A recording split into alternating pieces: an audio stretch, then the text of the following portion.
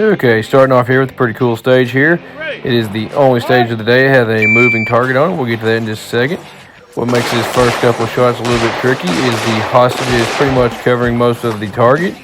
The same goes for the target on the left right here. The hostage was covering a high majority of the target, making it a little harder to hit. So go ahead and get those two guys, get the steel target, and that activates the little pop-out target there.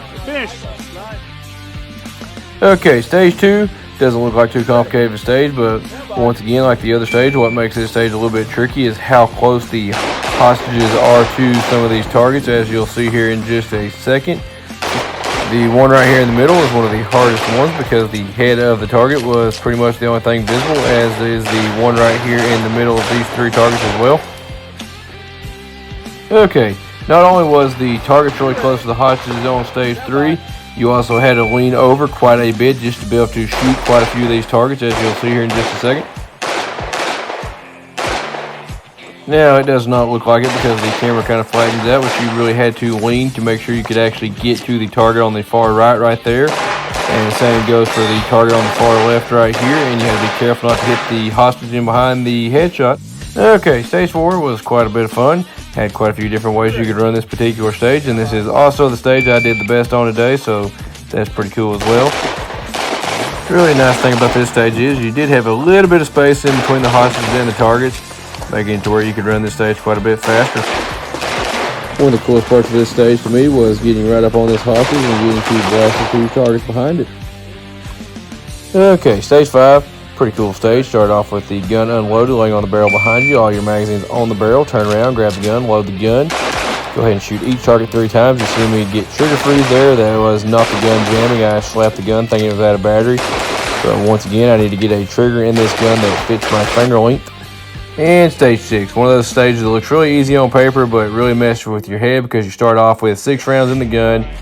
Going to go ahead and shoot each target 2 times. This stage is limited, so you cannot shoot them any more than that and make up shots. So that means that if you miss anything or you miss either one of these steel targets, you just automatically out those targets because you don't have any more rounds to make them up. Okay, stage 7. Let's get to doing it in the dark here. This is very similar to stage 1, but you're starting in a different position and the moving target is fixed in position, so you don't have to worry about hitting it while it's moving. And that is that target right there. As you can see there, it is not moving. Making that quite a bit easier. And that shot right there is a little bit tricky because that one hostage is covering that target quite a bit. Stage A is a pretty simple stage. You had quite a bit of fun.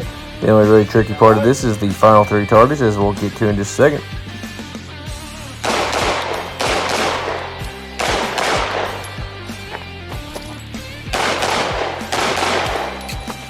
Okay, what made these 3 targets a little bit tricky is the first one had to be shot in the head, and the other 2 were pretty well covered by the hostages.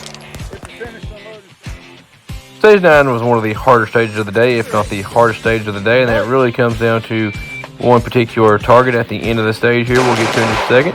So we're going to go ahead and shoot the first guy 3 times, everybody else twice. Make sure you get the steel there. These 2 targets in the middle, a little bit tricky because the majority of them were covered by the hostages. It was easier to hit them in the head. And this particular target right here was the hardest one of the night, and that was because you had no room for air to hit it in the head. Stage 10 was one of my favorite stages of the night. Had one part I like quite a bit. We'll get to in just a second. Start off by going to the far right here, shooting these 3 targets. 2 with the hostages were a little bit tricky because the hostages were so close to them. Go ahead and get these 2.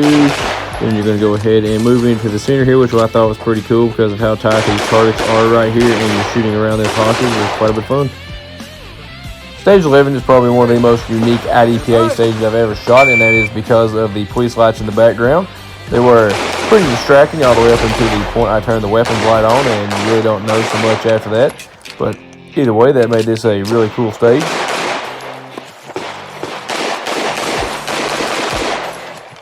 And now for stage 12, which is the same stage that we shot as stage 6 during the day shoot.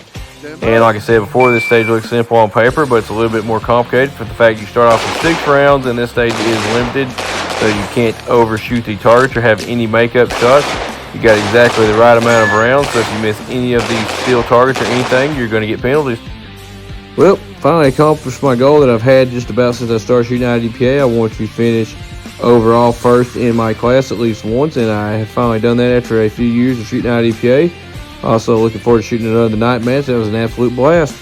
Okay, if you made it this far, just want to say thanks for watching. Don't forget to like, comment, and share. If you're looking for more Fun and Gun right now, you can click one of the 2 recommended videos there. If you're looking for more Fun and Gun later, you can go ahead and click that there subscribe button. I sure would appreciate it. And if you're finding me from Facebook, go ahead and click that open app button at the top to make all that a lot easier, and I'll see you next time.